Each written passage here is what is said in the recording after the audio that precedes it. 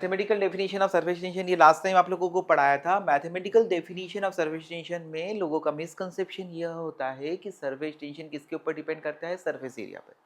लेकिन surface area पे depend नहीं करता है। सरफेस टेंशन क्या होता है, property of free surface of liquid, जिसके कारण लिक्विड की फ्री सरफेस क्या करती है, कॉन्ट्रैक्ट होती है इस तरह से कि वो अपना सरफेस एरिया क्या करना चाहती है, मिनिमाइज करना चाहती है। इस नेचर को हम क्या कहते हैं, सरफेस टेंशन। ठीक है। और फ्री सरफेस स्ट्रेच मेम्ब्रेन की तरह बिहेव करती है।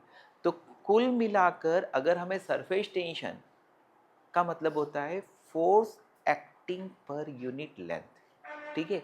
सरफेस टेंशन के लिए मैंने आपको जो कंसेप्ट बताया था वो ये कहा था कि किसी भी लिक्विड की फ्री सरफेस पर, mathematical definition of surface tension बता रहा हूँ, उसमें किसी भी लिक्विड की फ्री सरफेस पर अगर मैंने एक इमेजनरी लाइन ड्रॉ करी और ये इमेजनरी लाइन जो है वह मान लो कि इसको दो पार्ट्स में डिवाइड करती है।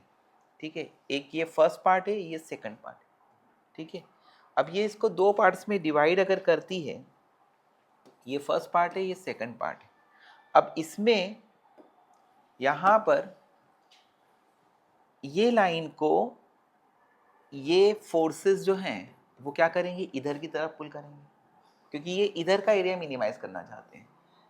ये लाइन को, ये जो फोर्सेस बताए हैं ये इधर की तरफ पुल करेंगे। आया समझ में? क्योंकि दोनों अपना अपना एरिया मिनिमाइज करना चाहते हैं, लेकिन वो इमेजनरी लाइन काय में है, इक्विलिब्रियम में।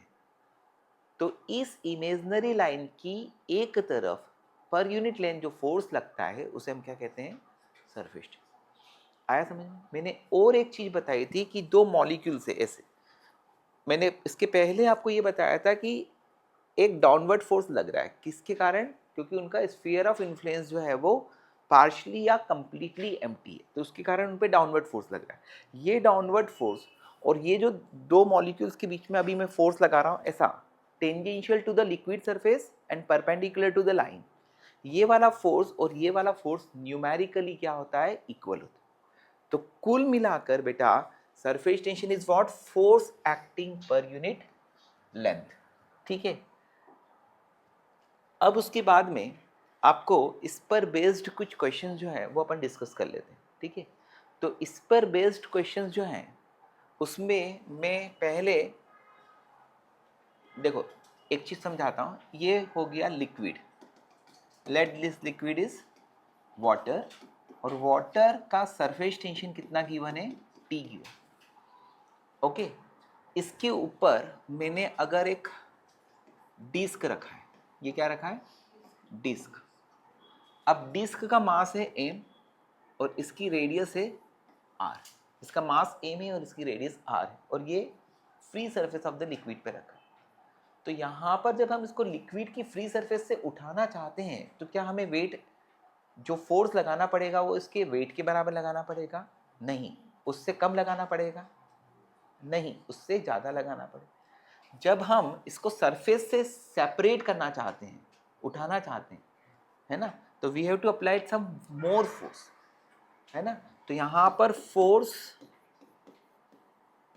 Required to lift it is equal to क्या होगा, वेट होगा प्लस, देखो जब हम इसको उठाएंगे तो यहां पर क्या होगा कि वाटर जो है वो ऐसा टेंजेंशियल जाएगा, जब उठेगा ना तो वाटर कैसा जाएगा, नीचे की तरफ पुल करेगा इसको। वाटर क्या करेगा, इसको नीचे की तरफ पुल करेगा। और कितनी लेंथ पर करेगा, सरफेस एरिया पे नहीं, लेंथ पर। कितनी लेंथ पे करेगा, 2πr, 2πr लेंथ पे करेगा। तो यहां पर plus force due to surface tension, got it. तो वेट किसके बराबर हो गया, mg। Force due to surface tension होता है सरफेस टेंशन इनटू बेटा लेंथ, है ना। तो सरफेस टेंशन कितना है t और लेंथ कितनी है बेटा 2πr, got it. There are two type of problem. One is the force required to pull it and second is the additional force required to pull it. यानी क्या, दूसरा question क्या आएगा बेटा, additional force required to pull it, ये किसके बराबर होगा, टी इंटू टू पाया, क्योंकि ये तो मानते ही हैं कि किसी बॉडी को उठाने के लिए किसके बराबर फोर्स लगाना पड़ेगा, वेट के बराबर। Got it. फिर उसके बाद में आपको एक और क्वेश्चन बनाता हूँ, क्वेश्चन पहले कंसेप्ट बता देता हूँ, फिर एक आध क्वेश्चन इस पे बना के दे दूंगा, क्योंकि इस पे किस तरह के क्वेश्चन आ जाएंगे आपको समझ में आ जाएगा। अब सुनिए,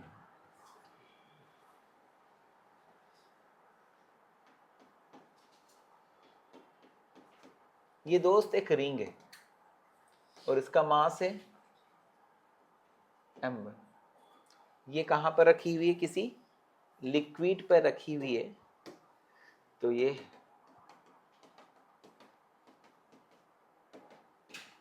लिक्विड का सरफेस टेंशन है T। आपको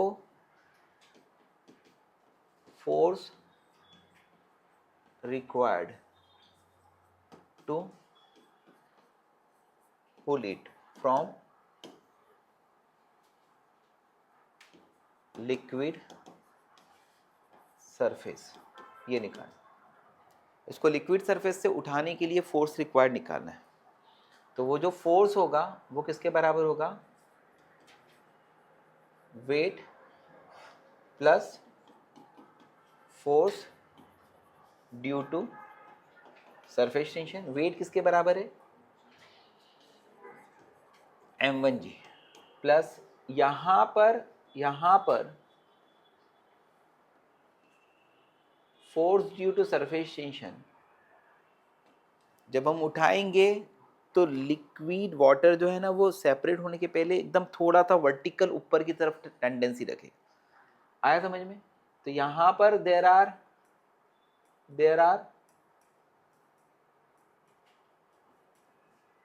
गॉट इट, एग्जैक्टली दो फोर्सेस लग रहे हैं, एक आउटर पर और दूसरा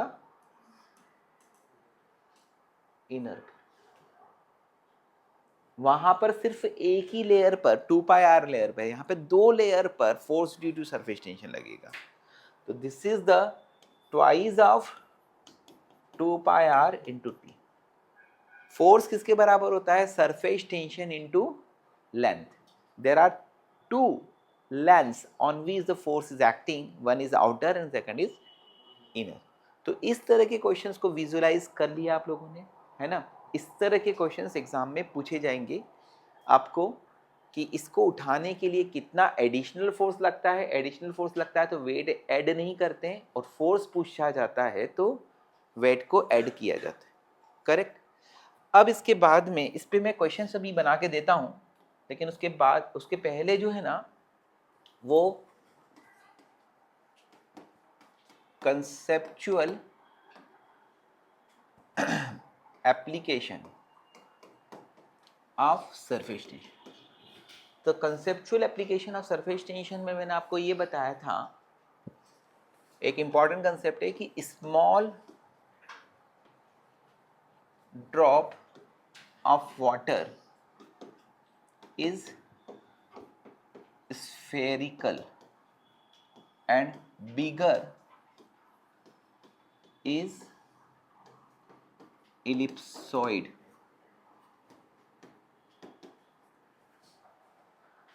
छोटी ड्रॉप स्फेरिकल होती है और बड़ी थोड़ी सी चपटी होती है, ठीक है। स्मॉल स्फेरिकल होती है और बिगर तो है थोड़ी ऐसी होती है। क्यों, तो स्मॉल ड्रॉप जो है इस पे due to surface tension it tries to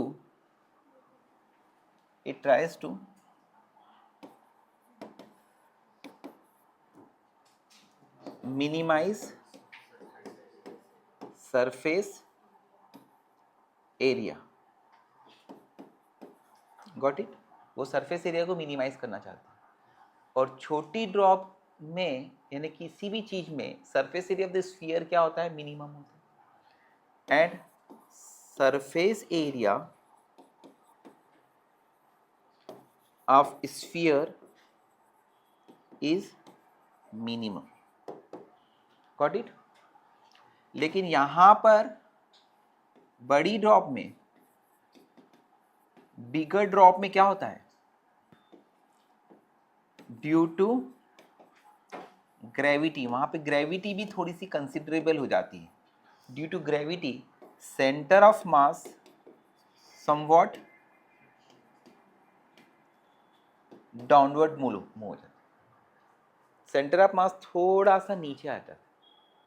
तो छोटी ड्रॉप पर क्या होता है, इफेक्ट ऑफ ग्रेविटी लेस होता है, सरफेस टेंशन डोमिनेट ज़्यादा करता है, इसलिए स्फेरिकल होती है। बिगर ड्रॉप में ग्रेविटेशनल फोर्स जो है वो क्या करता है, सेंटर ऑफ मास को नीचे लेकर आ जाता है, सेंटर ऑफ मास को नीचे लेकर आ जाता है, तो इसलिए क्या हो जाता है, शेप ओवल शेप का होता है। अगर मैं इसको, जब मैं इसको कैरी करता हूँ कहाँ पर, स्पेस में, जहाँ पर जी जो है वो क्या होगा, लेस होगा, तो इसका शेप क्या हो जाएगा, अगेन स्फेरिकल हो जाएगा। आया समझ में। अगर मैं इसको स्पेस में ले जाऊंगा तो ये छोटी ड्रॉप जो अभी अर्थ के सरफेस पर कैसी है, ओवल शेप की है, एलिप्सॉइड है, तो उसका शेप कैसा हो जाएगा, स्फेरिकल हो जाएगा, क्योंकि ग्रेविटी के बजाय फिर वापस से सरफेस टेंशन के कारण वो। अब क्या होता है कि जो वो कंचे होते हैं ना, ग्लास बॉल्स, है ना, वह जब बनाए जाते हैं तो वो लिक्विड स्टेट में रहते हैं, और लिक्विड स्टेट में जैसे आप भजिए तलते हो तो क्या होता है कि उसमें भजियों को यानी बेसन को क्या करा जाता है, तेल में डाला जाता है, तो तेल में जाने पर वो पक जाते हैं, है ना। लेकिन अगर हम यहाँ पर कंचे जो बनाए जाते हैं, ग्लास बॉल जो बनाई जाती है, उसको जब लिक्विड स्टेट में वो क्या रहता है, ग्लास रहता है, तो वो छोटे छोटे शेप जो है ना वो गिरते हैं कुछ हाइट से, और उसके बाद में वो पानी में गिर जाते हैं, पानी में आकर वो एकदम सॉलिड हो जाते हैं, थोड़ा सा पानी ठंडा होने के कारण फिर वापस से कौन सी स्टेट में आ जाते हैं, सॉलिड में, और अपने आप वो प्रॉपर एक अच्छे शेप के आपको बॉल्स मिल जाती है।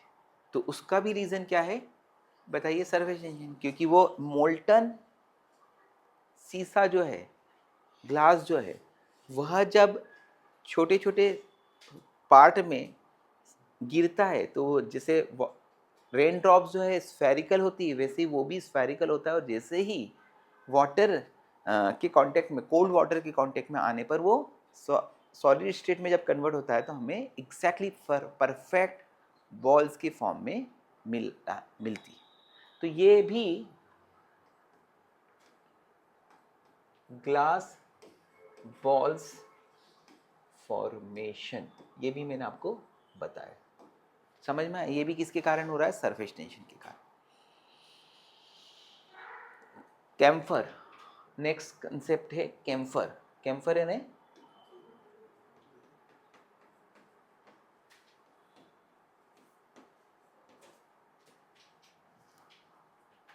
कौन सा, डांसिंग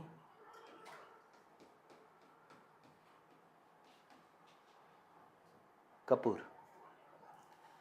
कैम्फर, इसको बोलते हैं डांसिंग कपूर। कपूर हिंदी में बोलते हैं, है ना, वो नहीं करीना कपूर डांस करती हुई। तो कुल मिलाकर एक एक्सपेरिमेंट आप कर सकते हो कि जो एक्सरे की फिल्म आती है ना, उस एक्सरे की फिल्म को थोड़ा सा प्रॉपर शेप में, यानी हल्का सा छोटा सा पतला, ज़्यादा नहीं, इस तरह के शेप में उसको कट कर दो, थोड़ा मछली जैसा, है ना, एकदम छोटी बनाना, और उसमें देशी कपूर जो है ना उसको रब कर दो एक तरफ, और उसके बाद में उसको पानी पर रख दो, है ना, तो ऐसा लगेगा वो घूमने लग जाएगा, ऐसा लगेगा कि इसमें मोटर लगी हुई और ऐसा घूम रहा है। है ना, ऐसा लगेगा कि ये मछली जो है वो असली है ना। तो वो ऐसी घूमती रहेगी यहाँ पे। आगे समझ, ऐसा मिलता है, हम लोग बनाने की कोशिश करते हैं तो हम लोग सक्सेस समझ गए ना, नहीं हो पाते। ठीक है, क्यों नहीं हो पाते? वो प्रॉपर शेप और उसके बाद में उसको रखना, ऐसा मिलता है 20-25 रुपए में। कहीं मेले वगैरह में जाओगे अभी कुंभ में, तो वहाँ पर तो खैर लोगों को खड़े होने की जगह नहीं है, लेकिन इस तरह से बेचने वाले जो है मिल सकते हैं। ठीक, तो कुल मिलाकर ये चीज़ जो है हम लोगों ने करके देखी थी कि एक्सरे की फिल्म से बनाई थी ऐसी मछली, और उसके एक तरफ जो है वो हमने कपूर को रब करा, उसको रखा तो ऐसे घूमने लग जाती। उसका कारण क्या है, यहाँ पर मैं आपको सिखा रहा हूँ डांसिंग कैम्फर, है ना। तो अगर कपूर का छोटा सा पार्टिकल जो है वो पानी की फ्री सरफेस पर रख दोगे, ज़्यादा बड़ा रख दोगे तो थोड़ा सा सबमर्ज हो जाएगा, लेकिन छोटा सा कैम्फर अगर पानी की सरफेस पर रखते हैं तो वो क्या करता है, एक जगह से दूसरी जगह जाता है, दूसरे से तीसरी, चौथी, पांचवी, ऐसे वो इधर उधर मूव होता रहता है ना, स्टेबिलिटी नहीं रहती। उसका मूव होने का कारण क्या है कि जब हम इरेग्युलर शेप का कैम्फर, कैसा कैम्फर, इरेग्युलर शेप का कैम्फर अगर वाटर की फ्री सरफेस पर रखा जाता है तो उसकी एक टेंडेंसी होती है, किसकी, कैम्फर की, कि वो अपने कांटेक्ट में आने वाले वाटर का सरफेस टेंशन रिड्यूस कर देता है। क्या करता है, it reduces surface tension of water comes in contact with it. तो यहाँ पर अगर हमने एक छोटा सा पीस कैम्फर का रखा, इसका कैम्फर का कलर ये सिलेक्ट कर लिया, ये कैम्फर रख दिया इरेगुलर शेप का, तो यहाँ का सरफेस टेंशन क्या होगा, डिक्रीज हो जाएगा। डिक्रीज होगा तो क्या होगा, इसके इरेगुलर शेप के कारण एक अनबैलेंस फोर्स लगेगा ड्यू टू इरेगुलर शेप। अगर रेगुलर शेप का रखा ना एक सर्कल के फॉर्म में तो फोर्स नहीं लगेगा, लेकिन इरेगुलर शेप होने के कारण क्या होगा, उस पर एक नेट फोर्स लगेगा due to irregular shape. A net force acts on it, जो कि इसको लीड करता है to move at other place. समझ में आया? तो ये इसको किसी दूसरी जगह ले जाता है। दूसरी जगह क्या होता है, सेम थिंग विल हैपन, कि वो अपने कांटेक्ट में आने वाले वाटर का सरफेस टेंशन क्या करता है, रिड्यूस करता है। उसके कारण क्या करता है, एक अनबैलेंस फोर्स लगने लग जाता है। Got it? और ये जो मछली थी, ये इसके नीचे क्या करा, कैम्फर करा, तो वो क्या होगी, ऐसी मूव करने लग जाती, क्योंकि उस पर अनबैलेंस फोर्स जो है वो अगर एक प्रॉपर वे में लगते हैं तो इस तरह से घूमने लग जाती। Got it? तो ये था डांसिंग कैम्फर। उसके पहले क्या था, ग्लास बॉल्स। उसके पहले क्या था, shape of water, small shape of the water is spherical, bigger one is Oval. ठीक है, फिर उसके अलावा मैंने कल आपको एक बताया था कि अपनी ये जो है अनवई, अनवई ने अपनी खोपड़ी को पानी में डाला, है ना, आया समझ में? ये तांबे ऐसा काम नहीं कर सकता, है ना। तो क्या होगा, उसके बाल जो है वो पानी के अंदर क्या करेंगे, लहराएंगे, है ना। लेकिन जैसे ही इस सिर को बाहर निकालेगी तो सारे एक्यूमुलेटेड हो जाएंगे due to the surface tension. एक और लास्ट एग्जांपल है, ले लेता हूँ, ये अच्छा एग्जांपल है, इसके ऊपर ऑब्जेक्टिव बनाए जाएंगे। ठीक है, अच्छा क्वेश्चन है। ये एक रिंग है ना। इस रिंग को हमने क्या करा, मर्ज करा इन soap solution. Got it? Soap solution के बाद में इसको रिमूव करा, रिमूव करने पर वी गेट सोप फिल्म होता है ना, जब हम इसको बाहर निकालते हैं तो हमें क्या मिलती है, सोप फिल्म मिल जाती। तो ये क्या हो गया, ये हो गई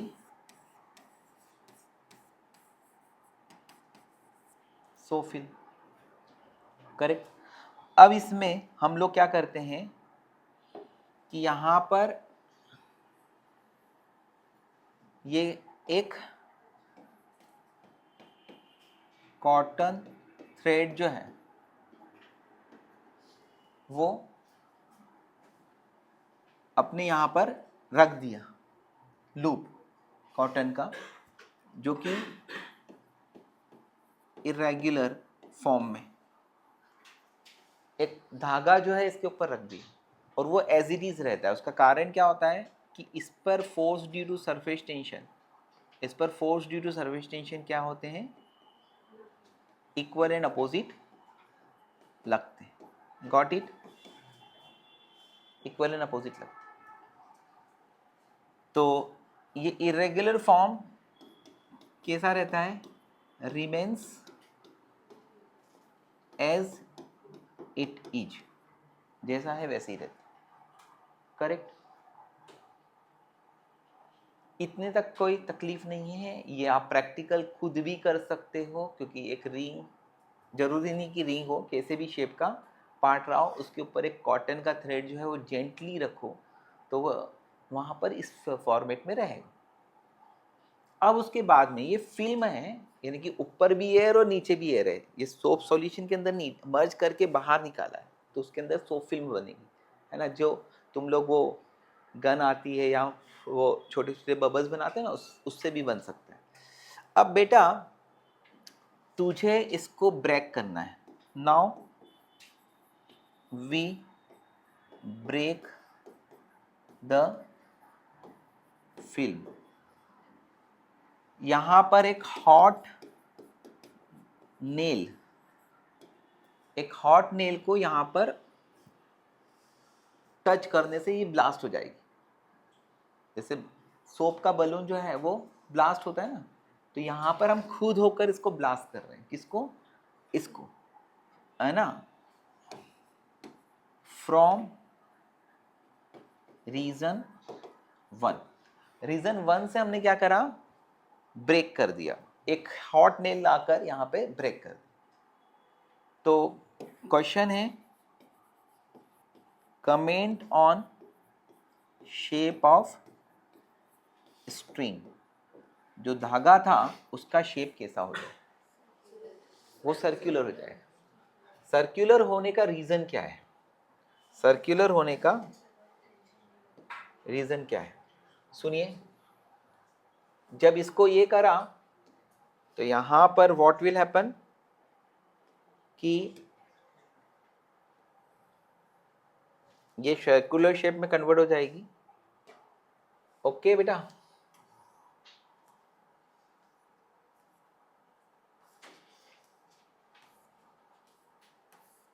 ये क्या रहेगी, सोप फिल्म रहेगी। यहां पर तो अभी क्या था आपको जो समझाया है इसमें बेटा, ये क्या लग रहे हैं, force due to surface tension. ये force due to surface tension लग रहे हैं। Force due to surface tension क्या करता है, ये T T T T tries to minimise surface area, है ना। इसका एरिया क्या होना चाहिए, मिनिमम। इसका एरिया मिनिमम होना चाहिए, नहीं कि इसका एरिया क्या होना चाहिए, मैक्सिमम। जैसे मैंने आपको एक कंसेप्ट पढ़ाया था कि गिवन वॉल्यूम में surface area of the sphere क्या होता है, मिनिमम होता है। वैसे ही गिवन लेंथ में surface area of the circle, area of circle क्या होता है, मैक्सिमम होता है। तो इसका बेटा, इसका एरिया मिनिमम होना चाहिए, है ना। तो इसका मतलब इसका एरिया मैक्सिमम होना, क्योंकि इन दोनों का सम कांस्टेंट। तो बेटा एरिया ऑफ मैक्सिमम एक गिवन लेंथ है, ये गिवन लेंथ से बेटा, इस गिवन लेंथ से ट्रायंगल क्यों नहीं बना, इस गिवन लेंथ से स्क्वायर क्यों नहीं बना, इस गिवन लेंथ से हेक्सागन क्यों नहीं बना? क्योंकि for a given length area of circle is maximum. तो अगर ये मैथ्स में हम लोग मैक्सिमम मिनिमा में प्रूव करते हैं टॉपिक में, तो यहां पर हम उसको देखते हैं, है ना, यहां पर अपने को ये वेरीफाई हो जाता है, प्रैक्टिकली वेरीफाई हो जाता है कि गिवन लेंथ में surface area of the circle is maximum. तो इसलिए ये एरिया मैक्सिमाइज हो जाता है और ये सर्कल बना इसलिए बनता है। Got it? तो ये भी सरफेस टेंशन का प्रैक्टिकल क्वेश्चन था। ठीक है, अभी तक मैंने आपको डेफिनेशन ऑफ सरफेस टेंशन बताया, ये कुछ एग्जाम्पल्स जो हैं इस पर assertion reason conceptual questions exam में आएंगे। आपको बोला भी है कि हर जगह 3-4 असर्शन रीजन के क्वेश्चंस आ रहे हैं, तो कौन सा रीजन जो है वो करेक्ट है, उसमें कंफ्यूजन कब होता है? जब असर्शन रीजन दोनों करेक्ट हो लेकिन वो उसका करेक्ट एक्सप्लेनेशन है कि नहीं है, उस पर कंफ्यूजन होता है। अब उसके बाद में इस पर मैंने आपको सरफेस टेंशन के क्वेश्चंस बताए थे, जिसमें force required to lift any object बताया था, है ना। तो उस पर बेस्ड जो है मैं 2 क्वेश्चन आपको दे रहा हूं, आप ट्राई करिए क्वेश्चंस को। ठीक, ये क्या है? कंटेनर है, इसके ऊपर एक लिक्विड रखा हुआ है, surface tension of the liquid जो है वो है 79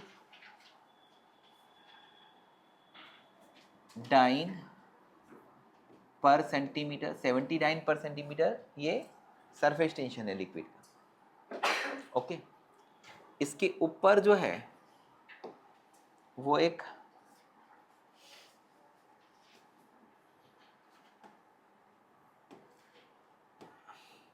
ये 8 सेंटीमीटर की और ये 10 सेंटीमीटर की एक शीट रखी हुई है। ओके, और वो शीट पर एक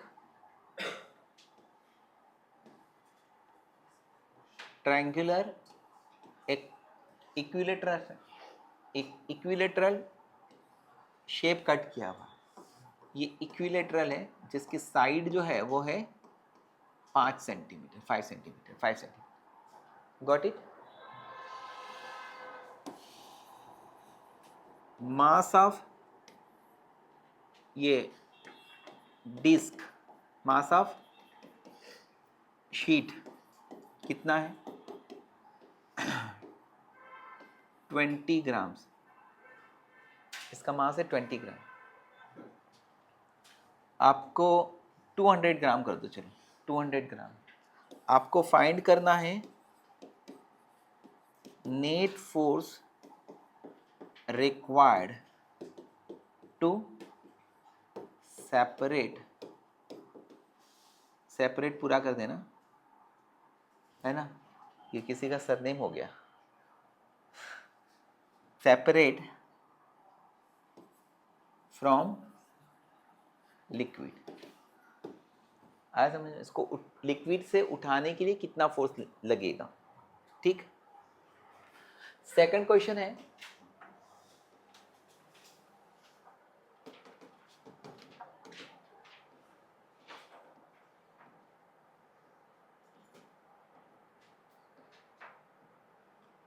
ये क्या बना दिया मैंने? एक मॉस्किटो बना दिया,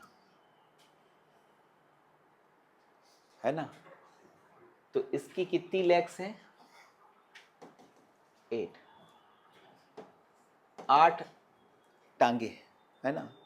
और उसकी रेडियस है 0.05 मिलीमीटर, उसकी रेडियस है 0.05 मिलीमीटर। ठीक है, और वह यहाँ पर लिक्विड का सरफेस टेंशन जो है वह है 40 newton per metre, 40 newton per metre, है ना। तो यहाँ पर उसको एयर में उड़ने के लिए कितना फोर्स अप्लाई करना पड़ता है, एक तरह से कितना लिफ्ट उसको लगाना पड़ता है उसके वेट के बराबर। लेकिन उसको अभी पानी पर आ गया ना, तो उसको उठने के लिए अपार्ट फ्रॉम वेट और ज़्यादा फोर्स लगाना पड़ेगा उसको उठने के लिए। तो यहाँ पर to fly find additional force required, इसको उड़ने के लिए कितना एडिशनल फोर्स लगाना पड़ेगा वह बताना है। ऐसा नहीं है कि एक पैर उठाकर उड़ सकता है, जब तक वो आठों पैरों को वाटर से सेपरेट नहीं कर पाएगा तब तक वो उठ नहीं पाएगा। Got it. तो ये दोनों क्वेश्चंस के बेसिक्स जो है ना वो मैं पहले बता चुका हूँ, ठीक है, कि आपको वेट कितना लगाना पड़ेगा उठाने के लिए, फोर्स कितना लगाना पड़ेगा, तो weight plus force due to surface tension होता है। इसमें भी वैसे ही क्वेश्चन बना दिया है, लेकिन यहाँ पर दोनों क्वेश्चंस मैंने न्यूमेरिकल दिए हैं, क्योंकि आपको कैलकुलेट करके आंसर निकालना पड़ेगा। किस यूनिट में आंसर निकाल रहे हो वो दोनों में अलग अलग करके दिया है मैंने, ठीक है। तो थोड़ा सा कैलकुलेशन पार्ट अच्छा है, यहाँ पर करके देखो। अभी हम लोग नेक्स्ट कंसेप्ट को सीख लेते हैं, and that is called surface energy. कौन सा कंसेप्ट है? ये दोनों क्वेश्चंस आपको ट्राई करना पड़ेंगे। अभी अगला कंसेप्ट है सरफेस एनर्जी। बहुत सिंपल और इम्पॉर्टेंट कंसेप्ट है सरफेस एनर्जी का, है ना। सरफेस एनर्जी, ठीक। तो ये कोई लिक्विड है, ठीक है। ये लिक्विड की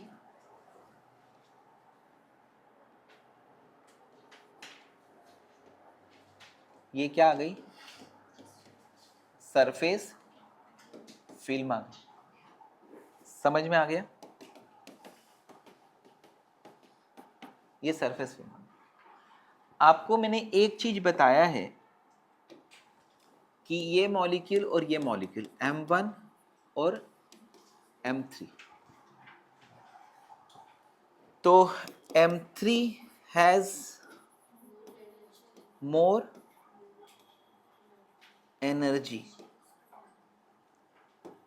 as compare to M1, yes और no?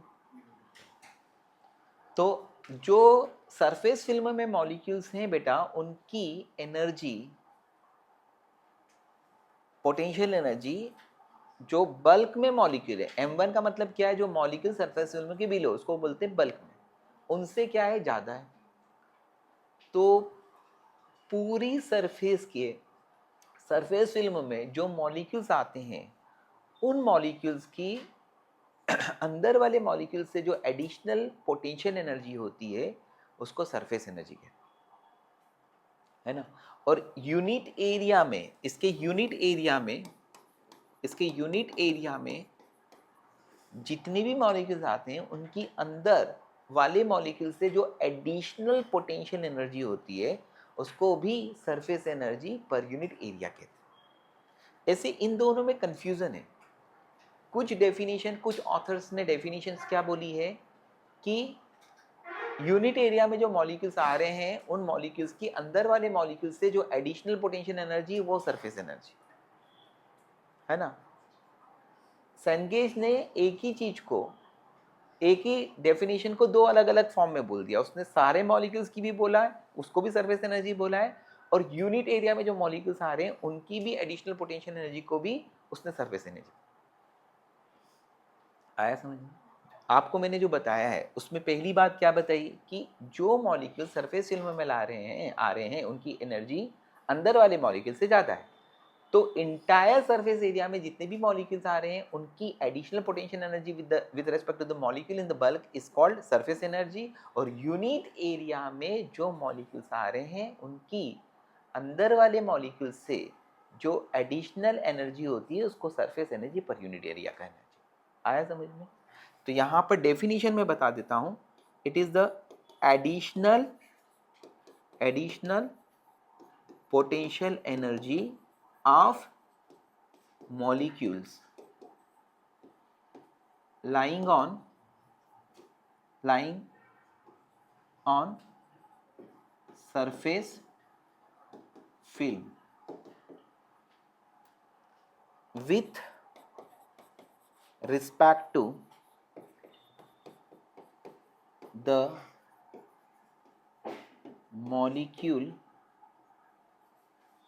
in what beta bulk is called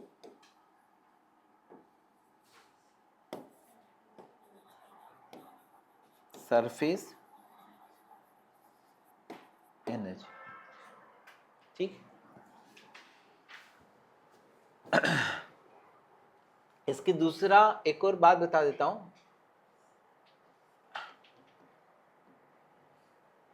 additional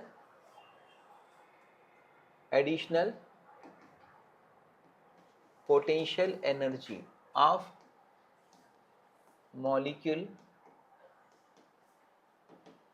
lying on what surface film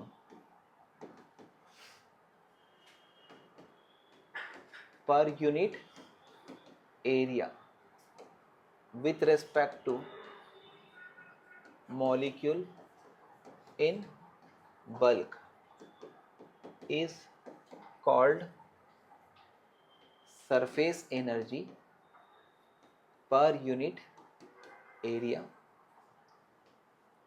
अब ये प्रैक्टिकल नहीं है कि बेटा मैंने तो ये बताया था कि यहाँ पर लगभग 10 मॉलिक्यूल होंगे, जैसे जैसे हम ऊपर जाएंगे उन मॉलिक्यूल की पोटेंशियल एनर्जी क्या होती है, बढ़ती जाती है।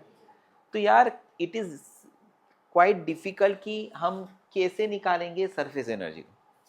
सरफेस एनर्जी निकालना क्या हो गया हमारे लिए, टेढ़ी खीर हो गया, डिफिकल्ट वर्क हो गया कि कितने सारे मॉलिक्यूल्स, सबकी अलग अलग एडिशनल पोटेंशियल एनर्जी और सबका सम करना है ना। तो इसका दूसरा तरीका जो है ना वो ये है कि अगर मैं किसी सरफेस फिल्म का सरफेस एरिया बढ़ाऊंगा, जब मैं इसका सरफेस एरिया बढ़ाऊंगा तो मुझे क्या करना पड़ेगा, एरिया बढ़ेगा तो क्या होगा पता है, ये जो अंदर वाले मॉलिक्यूल है ना M1 ये ऊपर जाएंगे, ये ऊपर जाएंगे। जब अंदर वाले मॉलिक्यूल ऊपर पहुंचेंगे, सरफेस फिल्म में पहुंचेंगे तो क्या होगा, सरफेस एरिया बढ़ जाएगा। ठीक है, और वो करने में हमें कुछ वर्क करना पड़ेगा, जैसे हम 100 बबल फॉर्म करते हैं तो वी हैव टू, हमें वहाँ पे फूंक मारनी पड़ती है, हम कुछ वर्क करते हैं, उससे क्या होता है, सरफेस एरिया बढ़ता है। और उससे क्या होता है कि जो बल्क का लिक्विड है, मॉलिक्यूल है, वो सरफेस पर आता है ना। और वो सरफेस पर आता है तो क्या चाहिए उसको क्या चाहिए, कुछ एडिशनल एनर्जी चाहिए। और वो एडिशनल एनर्जी कौन देता है, जो वर्क करता है। तो कहने का दूसरा जो प्रैक्टिकल डेफिनेशन है ना वो क्या है, वर्क डन इन इंक्रीजिंग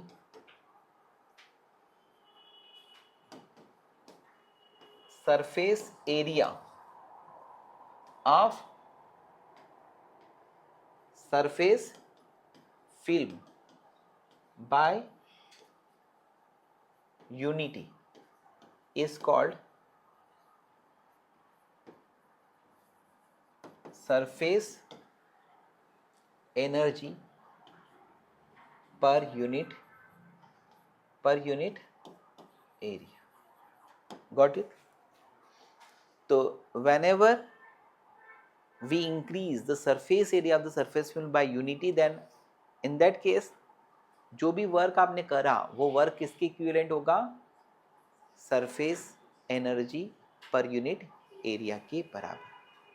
तो ये दो चीज़ें मैंने आपको बताई, एक बताई सरफेस एनर्जी और एक बताई surface energy per unit area. समझ गए? ये जो चीज़ है ये इंपॉर्टेंट चीज़ है, इस पर एक आगे डेरिवेशन आता है, सरफेस टेंशन और सरफेस एनर्जी में रिलेशन। वह डेरिवेशन से अपने को 6-7 अच्छे क्वेश्चन जो है वो सॉल्व करने को मिलेंगे, ठीक है। अभी तक जो मैंने बताया है उसको अगर आप वापस से 10 मिनट में देखकर कॉपी करते हो तो ये अभी के अभी रिवाइज हो जाता है। फिर क्लास कंप्लीट होने के बाद में एक बार और रिवाइज करके अगर आप प्रॉब्लम को एज ए टेस्ट सॉल्व करोगे ना तो आप इम्प्रूव हो पाओ। फोर्स इज इक्वल टू क्या होगा यहाँ पर, weight plus force due to surface tension. Weight कितना है, 200 ग्राम है, तो जी की वैल्यू क्या रहेगी, 980। ये डाइन में आ जाएगा, सीजीएस यूनिट में कर रहा हूँ सब। और force due to surface tension यानी क्या होगा, सरफेस टेंशन इनटू लेंथ।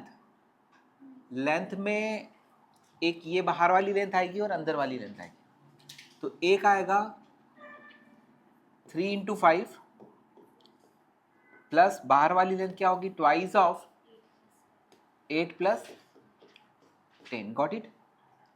तो ये आ गया 98 इंटू 2 196 के बाद में 3 जीरो गिन के, प्लस टी की वैल्यू क्या है 70 इंटू ये क्या आएगा 15 प्लस 36, 36 प्लस 15 इज 51, है ना। 51 इंटू 70 प्लस 30, इतना डाइन ये फोर्स लगे।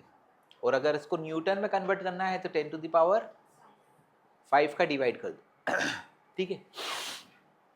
दूसरा क्वेश्चन जो है उसमें आपसे पूछा गया है कि मॉस्किटो को कितना एडिशनल फोर्स लगाएगा। एडिशनल फोर्स यानी क्या होगा, सिर्फ force due to surface tension. Surface tension के कारण फोर्स क्या होगा, T इंटू 2 पाई r। ये एक टांग को उठाने के लिए फोर्स है। ऐसी कितनी नंबर ऑफ लेग्स हैं, 8, तो 8। तो याद आएगा 8 इंटू, यहाँ पर यूनिट काय में है, न्यूटन में है, तो इसको ऐसा यूनिट में ले लेते हैं। ये आएगा 40 into 2 into pi into R. R की वैल्यू है 0.05 इंटू 10 टू द पावर -3। इतना न्यूटन इज द आंसर। इसको कैलकुलेट करोगे तो आपको आंसर आ जाएगा। ठीक है। अब मैंने पिछली बार आप लोगों को जो सिखाया था वो था सरफेस एनर्जी। सरफेस एनर्जी का मतलब होता है work done in increasing the surface area by unity is called surface energy per unit area। समझ में आया। अब मैं आपको एक डेरिवेशन बता रहा हूँ। दैट डेरिवेशन वो आपको 12th बोर्ड में आएगा, क्योंकि अपने यहाँ पर स्टेट बोर्ड में ये सरफेस टेंशन काय में है, बोर्ड्स में है। तो इलास्टिसिटी सरफेस टेंशन जो मैंने आपको पढ़ाया है बोर्ड पर है, इसका बोर्ड का टेस्ट हम लोग सब्जेक्टिव वाला लेंगे। और अभी का जो टेस्ट था उसमें अच्छे मार्क्स नहीं आए हैं। बहुत सारे बच्चे तो मैं साफ बोल रहा हूँ कि वो पढ़ाई नहीं कर रहे हैं, 3-3 मार्क्स हैं। ठीक है। और अपना इंस्टीट्यूट ऐसा है जो इसको चेक कर रहा है। समझ में आया। तो अभी हमारा काम है what, relation between surface tension and surface energy. Surface tension और सरफेस एनर्जी में रिलेशन। ठीक, ध्यान से समझिएगा। इस पर ऑब्जेक्टिव क्वेश्चन पूछे जाते हैं जो अभी मैं कराऊंगा। पहले मैं डेरिवेशन बता रहा हूं।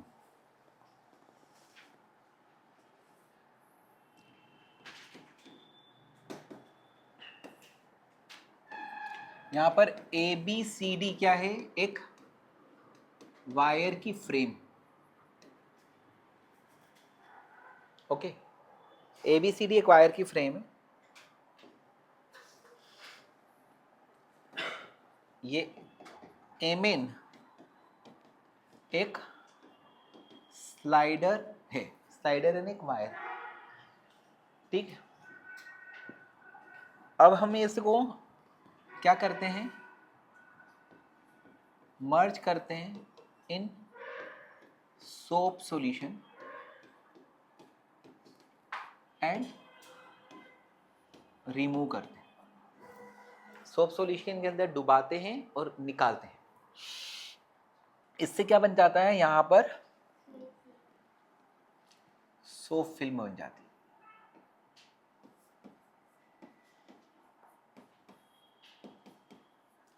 ओके, ये लेंथ कितनी है, एल है, ये डिस्टेंस है एक्स, है ना। सोप फिल्म बन गई। Now force due to surface tension on wire slider amine tries to pull it towards BC। क्या होगा यहाँ पे, force due to surface tension कहाँ पे लगेगा, लेंथ पर। तो यहाँ पर ये जो वायर है एमिन, इस पे फोर्सेस लगेंगे।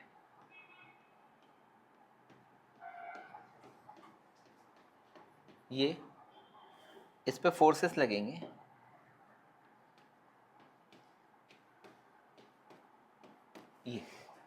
ये क्या हो गया, force due to surface tension.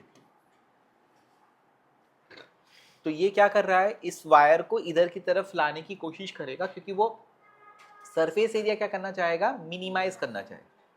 ठीक है, that force F is equal to क्या होगा, T into L into two. ये दो क्यों, क्योंकि two free surface, because we have two free surfaces. समझा। जब सोप फिल्म कैसे बनाते हैं, इसको डाला बाहर निकाला, तो एक ऊपर वाला ये फ्रंट वाला फ्री सरफेस और एक बैक वाला फ्री सरफेस, इस तरह की दो फ्री सरफेस होगी ना। इट इज नॉट वाटर कि जिसके नीचे जो है वो लिक्विड लिक्विड रहा, तो उसकी एक ही फ्री सरफेस होती है। लेकिन इसकी क्या है, ये फिल्म है बेटा, इसकी दो फ्री सरफेस है, इसलिए फोर्स जो है वो दो लगेंगे। इसीलिए मैंने एक ब्लू से और एक वाइट से बताया, एक फ्रंट का, टॉप का और एक बैक का। तो the force due to surface tension क्या होता है, टी इंटू लेंथ। लेकिन एक जगह नहीं, दो जगह लग रहा है, दो फ्री सरफेस, है ना। To keep amine unmoved, we have to apply force F towards right, yes or no। इसको अनमूव रखने के लिए एक फोर्स लगाना पड़ेगा, किधर, ये टुवर्ड्स राइट, और वो किसके बराबर होगा, 2TL के बराबर। अब अगर आप इस वायर को इधर मूव कराओगे तो क्या होगा, सरफेस एरिया बढ़ जाएगा। और कौन वर्क करेगा, एक्सटर्नल एजेंट जो इसको मूव कराएगा, उससे क्या होगा, सरफेस एरिया बढ़ जाएगा। तो जब हम एमएन को स्लाइड करा देते हैं, कितने से, डेल्टा एक्स से, और एम डैश एन डैश पे लगा देते हैं। ठीक है, कितना फोर्स लगाकर आप स्लाइड कराओगे, एफ से, उससे क्या होगा, इतना सरफेस एरिया बढ़ जाएगा। नाउ वी मूव एमएन, है ना, towards right by delta x. Delta x, इस फिल्म को हमने खींच दिया, इसलिए मैंने अपनी एनर्जी सप्लाई कर दी, खत्म कर दी, क्योंकि खींचा है, और फिल्म की एनर्जी बढ़ गई, है ना।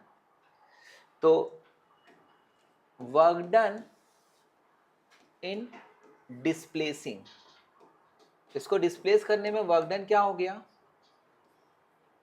Force into displacement. फोर्स कितना है, 2TL इंटू डेल्टा एक्स, इतना मैंने वर्क करा। And increase in surface area कितना हुआ,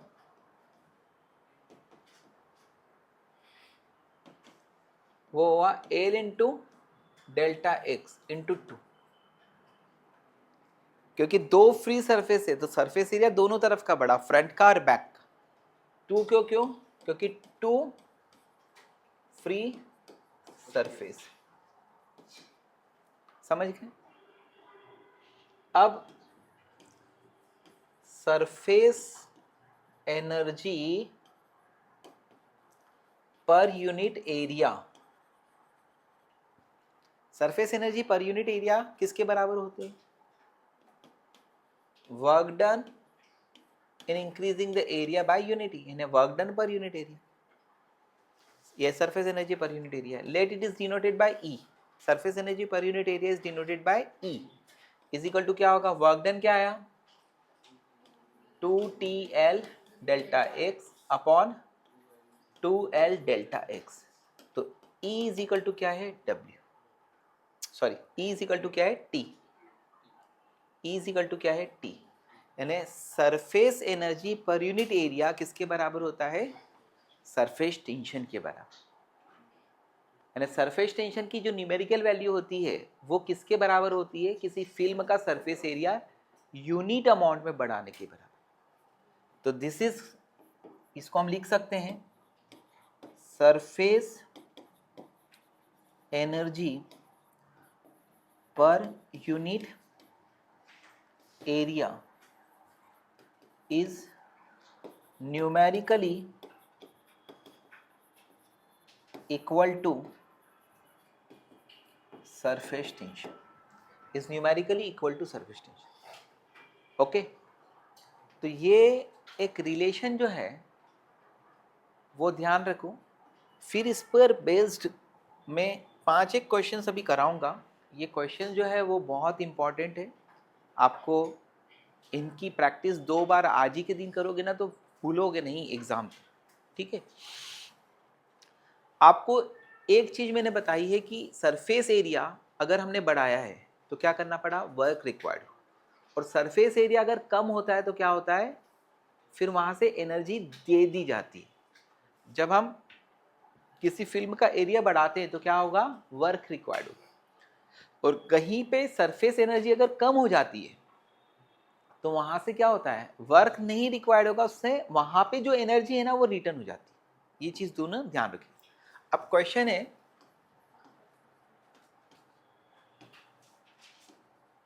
साथ साथ लिखते जाओ, सरफेस टेंशन, साथ साथ लिखते जाओ, surface tension of soap solution is 40 newton per metre.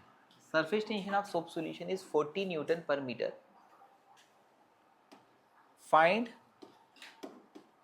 Work done in blowing a soap bubble of radius 6 centimetre.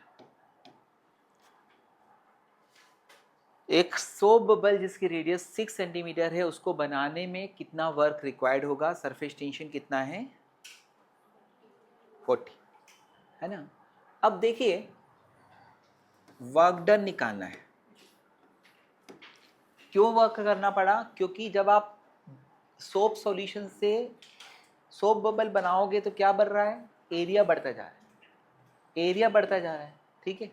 तो work done is equal to क्या होगा, सरफेस एनर्जी इनटू एरिया होगा, और surface energy per unit area is equal to क्या होता है, surface tension. तो work done के लिए फॉर्मूला क्या होता है, बताइए बताइए, surface tension into a change in area. ये ध्यान रख लो, सरफेस टेंशन कितना दिया है 40 इंटू एरिया कितना बढ़ा 4 पाई आर स्क्वायर, तो ये किसके बराबर आया 40 इंटू 4 पाई आर स्क्वायर की जगह 6 इंटू 10⁻⁻² का स्क्वायर 36 आ जाएगा। और ये 160 into 36 into pi into 10⁻⁻4 unit क्या आएगी जूल। ठीक है जूल। ठीक, तो ये क्वेश्चन है, इसके जैसा सिमिलर क्वेश्चन आपको सॉल्व करना होगा। क्वेश्चन है find work done in increasing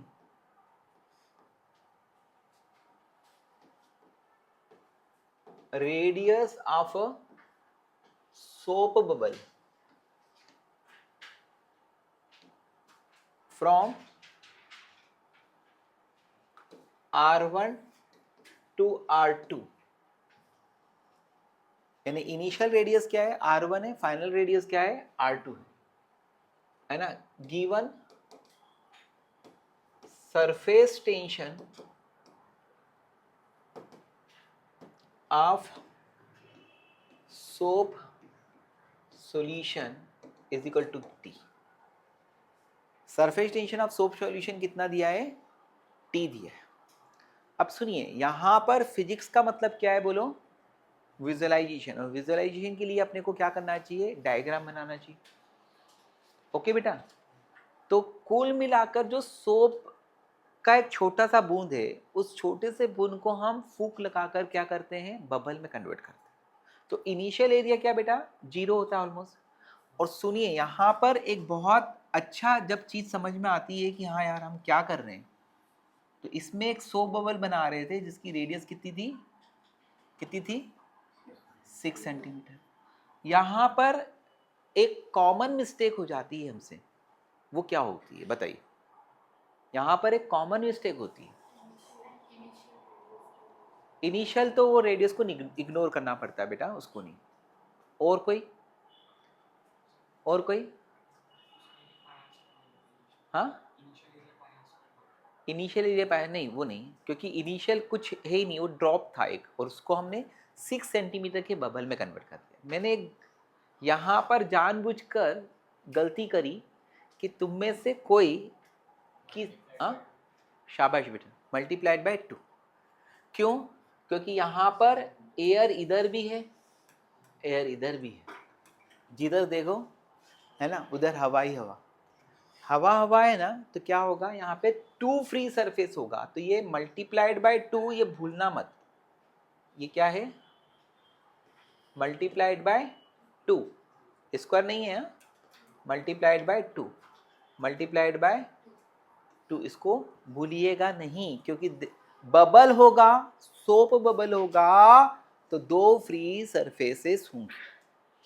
okay, अब सुनो इस क्वेश्चन को अगर हमें सॉल्व करना है तो कितना इजी है। अगर इसकी इनिशियल रेडियस क्या है R1 है, फाइनल रेडियस क्या हो गई बेटे R2 है ना, तो इंक्रीज इन एरिया कितना होगा twice of 4 pi R2 square minus R1 square. Work done किसके बराबर होगा T into increase in area. तो your answer is 8 pi R2 square minus R1 square into T। This is your answer. ठीक है, this is your answer. तो ये 2 type के questions में यहाँ पर मैं रेडियस में पूछ सकता था कि 3 सेंटीमीटर से 5 सेंटीमीटर करने में कितना वर्क डन निकलेगा, तो वो कर सकते हो।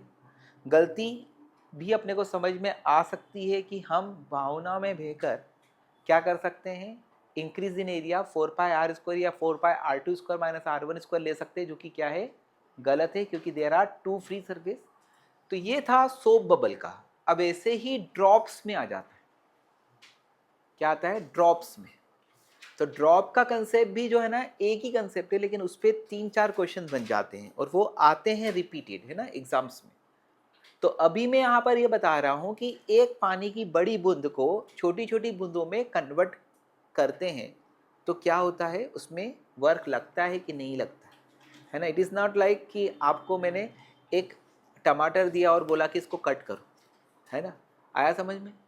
तो अभी हम लोग यहाँ पर क्या सीखेंगे, नेक्स्ट क्वेश्चन पर आते हैं। अ ड्रॉप, स्मॉल ड्रॉप नहीं है, a big drop of water of radius 1 centimetre.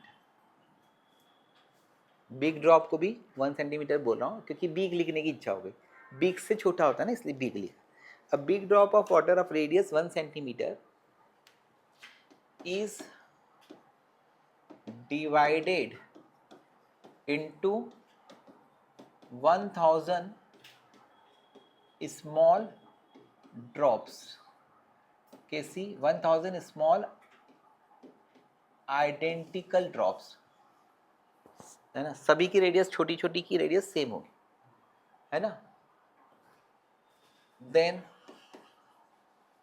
Find work done in it, है ना, surface tension of water is equal to दिया है 70 न्यूटन पर मीटर, ये सरफेस टेंशन ऑफ वाटर, समझ गए। तो ये क्वेश्चन न्यूमेरिकली है, मैं पहले कैसे खेलूंगा आर वगैरह में, है ना। तो पानी का एक बड़ा बूंद है, इस बड़ा बूंद का रेडियस है आर। अभी पानी है तो अंदर पानी भर दिया, पिछली बार हवा था तो लीक दिया था ये, इसको क्या करा तूने, छोटी छोटी ड्रॉप्स में कन्वर्ट करा। इनकी रेडियस क्या है, small R small R small R. ऐसी कितनी ड्रॉप्स है, n ड्रॉप्स। तो जब पानी की एक बड़ी ड्रॉप को छोटी छोटी ड्रॉप्स में कन्वर्ट किया जाता है तो सरफेस एरिया बढ़ जाता है, क्योंकि जो छोटी ड्रॉपों का टोटल एरिया होगा वो बड़ी ड्रॉप के एरिया से बड़ा है, सरफेस एरिया बढ़ा। सरफेस एरिया बढ़ा तो क्या करा, वर्क रिक्वायर्ड हुआ। और इसका उल्टा होगा, यानी क्या होगा, छोटी छोटी ड्रॉप मिलकर एक बड़ी ड्रॉप बनाएंगे तो क्या होगा, सरफेस एरिया कम होगा, तो उसमें क्या होता है, एनर्जी रिलीज्ड होती। तो ये नीट में ये तो सिर्फ स्टेटमेंट ही क्वेश्चन बना दिया जाता है कि छोटी छोटी ड्रॉप्स को मिलाकर बड़ी ड्रॉप बनाते हैं, सरफेस एरिया क्या होता है, कम होता है, एनर्जी रिलीज होती है।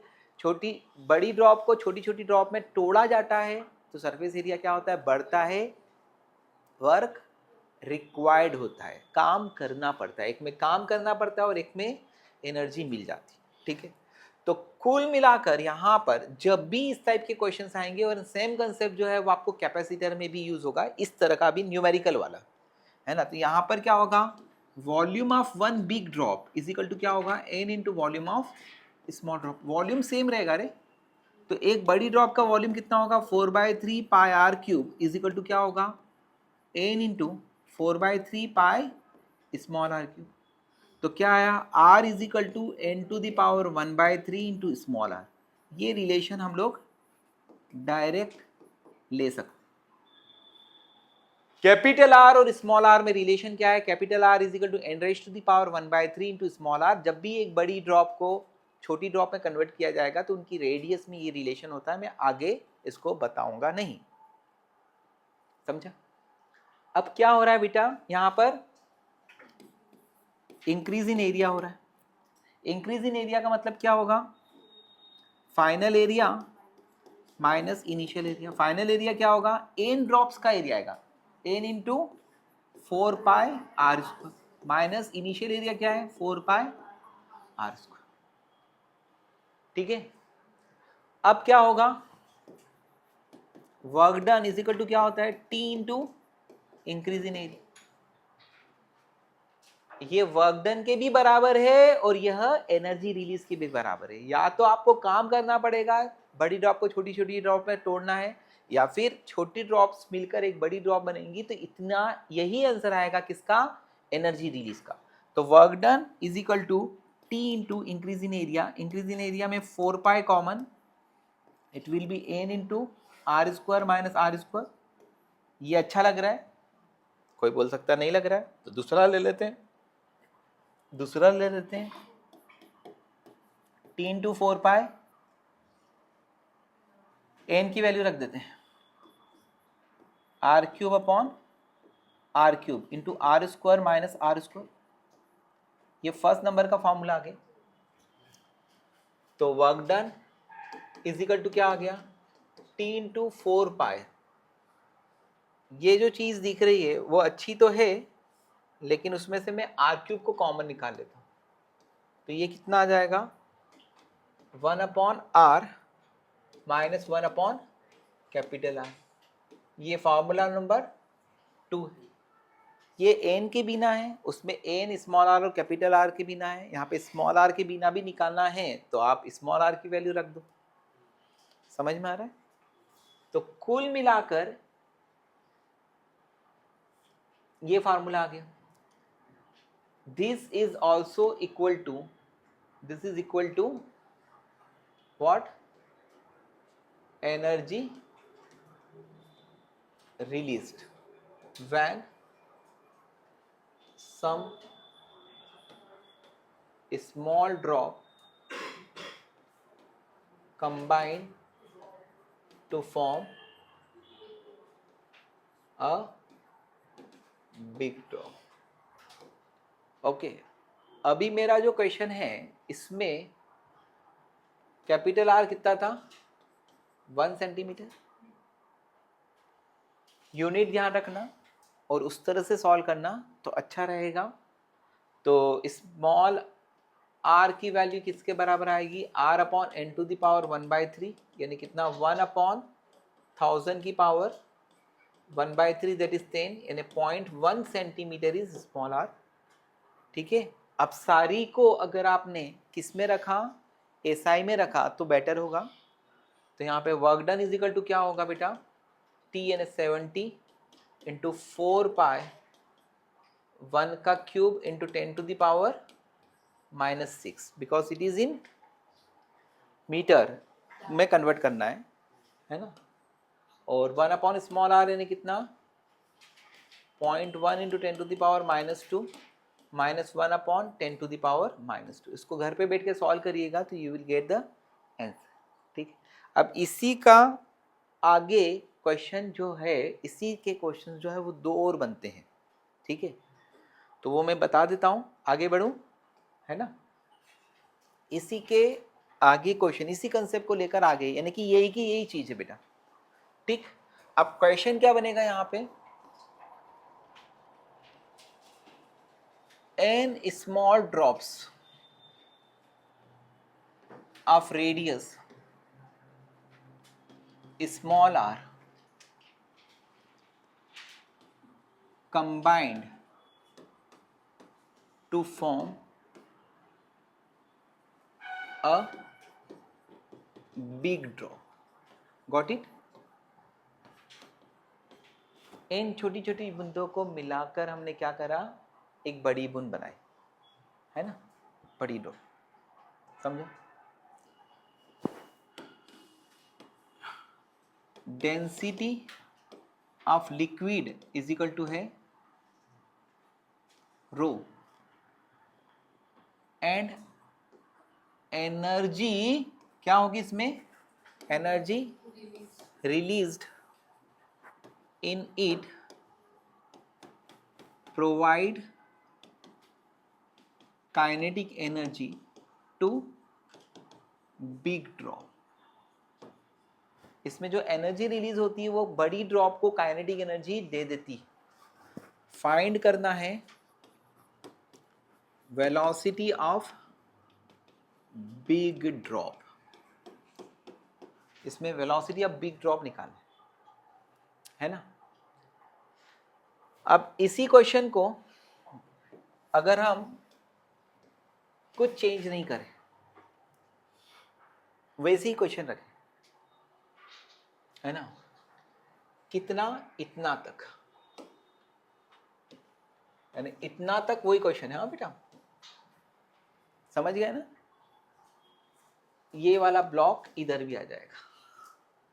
छोटी छोटी ड्रॉप को मिलाकर बड़ी ड्रॉप बनाते हैं, तो बड़ी ड्रॉप को में जो एनर्जी रिलीज होती है वो बड़ी ड्रॉप को काइनेटिक एनर्जी दे देती है है ना। तो आपको क्या निकालना है, वेलोसिटी ऑफ बिग ड्रॉप निकालना है। अब छोटी छोटी ड्रॉप को मिलाकर बड़ी ड्रॉप बनाते हैं तो उसमें जो एनर्जी रिलीज होती है वह it provides heat to big drop. समझा रहे, पिछली बार उसने काइनेटिक एनर्जी दी थी, अब की बार उसने हीट दी। फाइंड करना है rise in temperature of big drop. इसमें बड़ी ड्रॉप का टेम्परेचर कितना बड़ा ये निकालना है, बड़ी ड्रॉप का टेम्परेचर कितना बड़ा यह निकालना है। तो द कंसेप्ट इज व्हाट, समझिए कंसेप्ट क्या है बेटा, छोटी छोटी ड्रॉप्स हैं, इनको एक्यूमुलेट करके क्या करा, बिग ड्रॉप में कन्वर्ट करा, इसके रेडियस आर हो गई। छोटी ड्रॉप की रेडियस क्या थी, small R. Number of drops कितनी थी, एन। फर्स्ट रिलेशन क्या होगा ये बताने की जरूरत नहीं है, R is equal to N to the power 1/3 into small.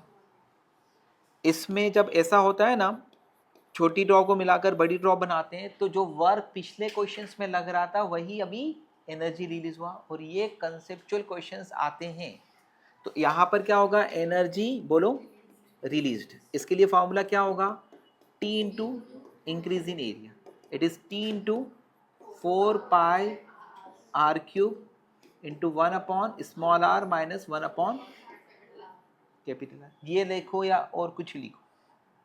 अब ये जो एनर्जी रिलीज्ड है वो क्या है, that is equal to half mass of big drop into velocity of big drop का स्क्वायर।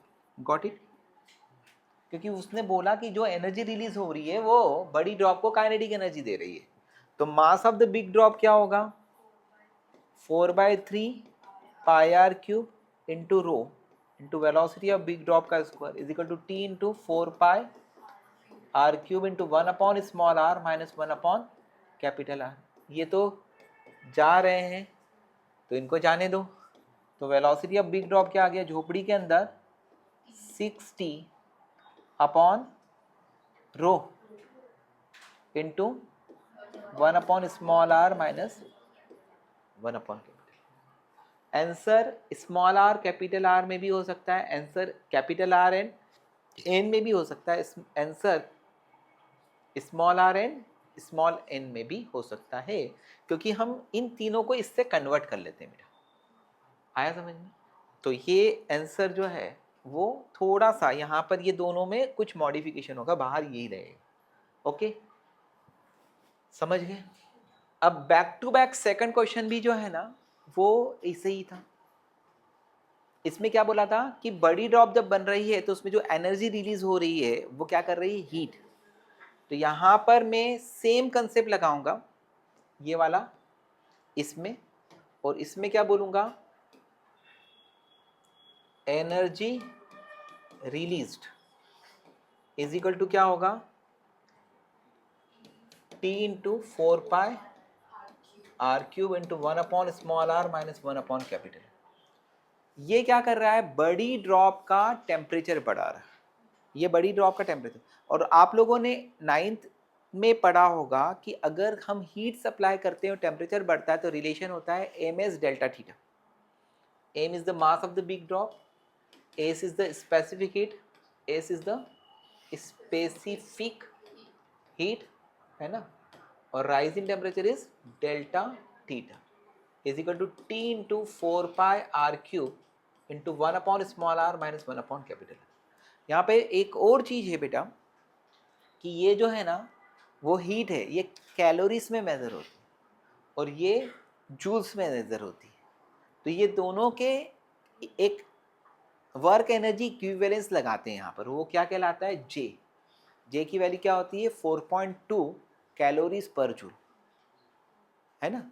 तो ये जे लगा है यहाँ पे, जे से ही बताते हैं, इसको बोलते हैं वर्क एनर्जी इक्विवेलेंस, क्योंकि इधर का वर्क था और इधर की एनर्जी थी, तो उसमें एक वर्क एनर्जी इक्विवेलेंस लगता है। आपको पता होगा कि 1 कैलोरी इज इक्वल टू क्या होता है, 4.2 जूल। तो कुल मिलाकर J into mass of the big drop क्या होगा, 4/3 pi R cube rho into S into delta theta is equal to T into 4 pi R cube into 1/स्मॉल आर माइनस 1/कैपिटल आर। ये निपट गया, ये जाने दो इसको। तो डेल्टा थीटा यानी राइज इन टेम्परेचर कितना आया, 3T upon J rho S into 1/r minus 1/R। तो दिस टाइप ऑफ प्रॉब्लम जो है वो अभी जो मैंने आपको 5 कराए हैं वो एग्जाम्स में आते हैं। इन क्वेश्चंस को सॉल्व करने के लिए आज ही अगर एक बार और प्रैक्टिस करते हो और अपनी डीपीपी नंबर 2 को सॉल्व करते हो तो आपको पता पड़ेगा कि आपकी एब्जॉर्बिंग पावर कितनी है। वो बढ़ाओगे तो आप इम्प्रूव। सिर्फ यहाँ पर आकर जो है वो ओम नमः शिवाय का जाप करके जो है वो परमात्मा से मिल सकते हो, लेकिन उसके लिए आपको मोक्ष प्राप्त करना पड़ेगा। यहाँ पर अगर अपने को सिद्धियाँ प्राप्त करनी है, मर्सिडीज जगुआर कि कौन कौन से और वार होते हैं, है ना, वो सब चाहिए। तो इसलिए आपको भौतिकी यानी फिजिक्स को, केमिस्ट्री को, मैथ्स को, इसको स्ट्रॉन्ग करके रहना पड़ेगा। ठीक है।